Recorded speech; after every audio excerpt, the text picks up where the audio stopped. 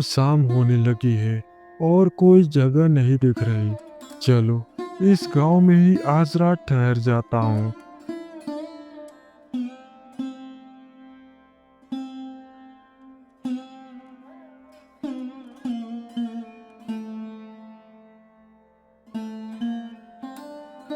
ये मकान बड़ा है, शायद कोई अमीर सेठ का घर है।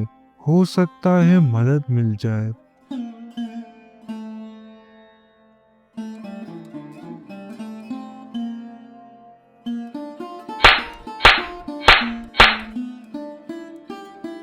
कौन है? बेटा, मैं एक मुसाफिर हूँ। कई दिनों से यात्रा कर रहा हूँ। अब रात हो रही है और रुकने की जगह नहीं मिल रही।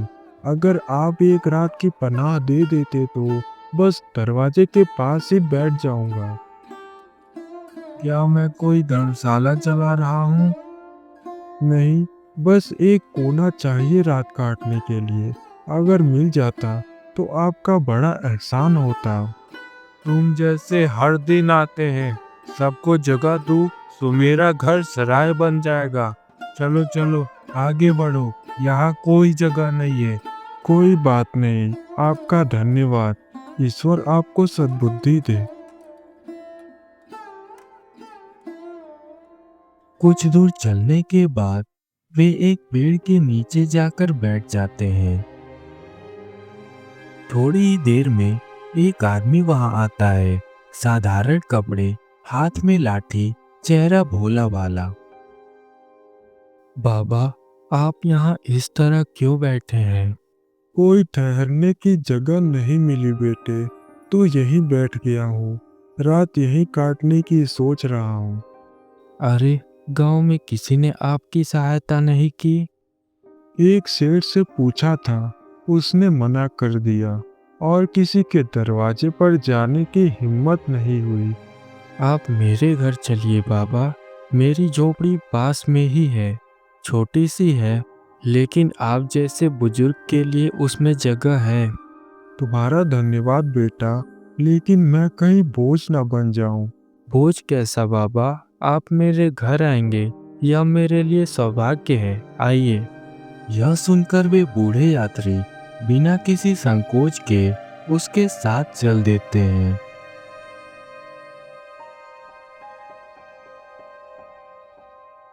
आपका नाम क्या है बाबा? लोग मुझे बस बाबा कहते हैं। और तुम्हारा? मेरा नाम रघु है। खेती करता हूँ, जैसे तैसे घर का खर्चा चल जाता है। कुछ ही देर में रघु उन बूढ़े बाबा को लेकर अपने झोपड़ी पर पहुंच जाता है। आइए बाबा, यह मेरी झोपड़ी है, बस इतना ही है। बहुत अच्छी है बेटा। बाबा, ये खाइए, कुछ खास नहीं है, पर पेट भरने के लिए पर्याप्त है। अवश्य बेटा, भूख भी बहुत जोरों की लगी है। आप किस दिशा से आए हैं? उत्तर दिशा से। कई गांव पार किए, फिर यहाँ पहुंचा। रात भर आराम कीजिए।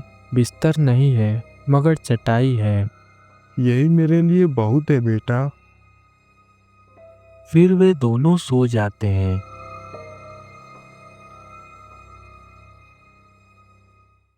अगले दिन सुबह सुबह रघु को अलविदा कहकर बाबा जाने लगते हैं। अच्छा बेटा, अब मैं चलता हूँ। तुम्हारा बहुत बहुत धन्यवाद। बाबा, 2 रोटियां साथ रख लेते, भूख लगी तो खाने के लिए। अरे नहीं नहीं बेटा, तुमने जो किया वह मेरे लिए बहुत है। तुम्हारा एहसान मैं कभी नहीं भूलूंगा। बाबा वहां से आगे की यात्रा पर निकलते हैं।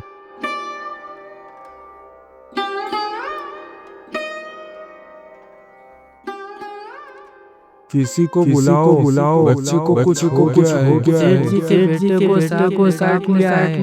वैद्य को बुलाओ जल्दी। यह क्या हो रहा है? आवाजें बहुत हड़बड़ाहट की हैं। चलो देखता हूँ। कुछ ही दूर चलते हैं कि अचानक गांव की ओर से भीड़ की आवाजें सुनाई देती है। वह तेज कदमों से आवाज की दिशा में बढ़ते हैं।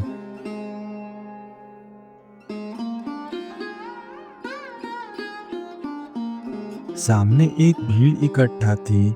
बीच में एक बच्चा जमीन पर बेहोश पड़ा था। पास में एक औरत रो रही थी, जो कि गांव के सेठ की पत्नी थी। सांप ने पैर पर काट लिया है, कोई इलाज नहीं मिल रहा।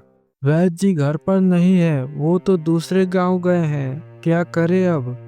वे तुरंत बच्चे के पास जाते हैं।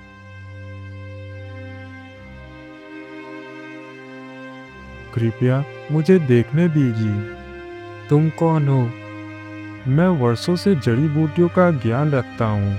मैं इस बच्चे को ठीक कर सकता हूँ। बच्चे की हालत बहुत नाजुक है, जल्दी कुछ करो बाबा। वे अपनी झोली खोलते हैं, उसमें से कुछ सूखी पत्तियां और जड़ी बूटियां निकालते हैं। उन पत्तों को हाथ में रगड़कर एक लेप बनाते हैं। सांप जहरीला नहीं था, लेकिन जहर फैलने लगा है। मैं यह जड़ी बूटी लगा रहा हूँ, इसके असर से जहर उतर जाएगा। वह जड़ी बूटी बच्चे पर लगाते हैं। कुछ देर बाद बच्चा हल्का हल्का हिलने लगता है। देखो, बच्चा सांस ले रहा है और चेहरा भी थोड़ा ठीक लग रहा है। बाबा ने चमत्कार कर दिया। यह चमत्कार नहीं, जड़ी बूटी का असर है, बस समय रहते लगा दी। बच्चा तो सेठ जी का है ना? हाँ, वही सेठ जिसने इस बाबा को दरवाजे से भगा दिया था कल रात। वे बिना कुछ कहे वहां से चले जाते हैं।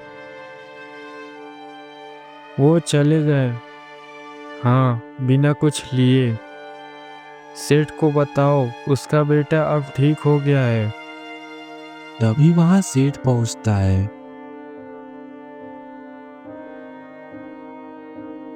मेरा बेटा कहाँ है वो? अब कैसा है? ठीक है सेठ जी, उस बूढ़े यात्री ने बचा लिया। कौन यात्री? वही बाबा जिसे आपने कल रात दरवाजे से भगा दिया था। वही, मैं उसे पहचान नहीं पाया। अब तो वो जा चुके हैं। मैंने गलती की, बहुत बड़ी गलती। उस दिन के बाद से सेठ के स्वभाव में बहुत बड़ा परिवर्तन आया। अब वह जरूरतमंद, असहाय और गरीब लोगों के प्रति निस्वार्थ भाव से मदद करने की भावना रखने लगा।